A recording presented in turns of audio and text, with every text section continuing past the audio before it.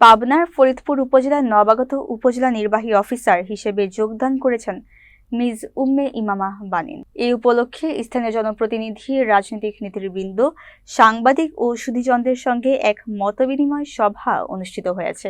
বৃহস্পতিবার সকাল 11:30টায় উপজেলা পরিষদ সম্মেলন কক্ষে উপজেলা প্রশাসনের আয়োজনে এই সভা অনুষ্ঠিত হয়। সভায় ইউএনও মিজ উম্মে ইমামা বানিন বলেন, মানুষের জীবনমান উন্নয়ন এবং সরকারি সেবা দোরগোড়ায় পৌঁছে দেওয়াই হবে আমার প্রধান অগ্রাধিকার। একটি স্বচ্ছ, জবাবদিহিমূলক ও জনবান্ধব প্রশাসন গড়ে তুলতে সকল শ্রেণী পেশার মানুষের সহযোগিতা চাই। সভায় উপস্থিত ছিলেন থানার নবাগত ওসি, উপজেলা বিএনপির সাবেক সভাপতি জহুরুল ইসলাম বকু, সাবেক সাধারণ সম্পাদক আব্দুল হাকিম খান, উপজেলা জামায়াতের আমির মাওলানা আবু তালিব, সেক্রেটারি আব্দুল হাই আল রাজি, ফরিদপুর প্রেস ক্লাবের সভাপতি মোহাম্মদ হাফিজ এবং অন্যান্য গণ্যমান্য ব্যক্তিবর্গ।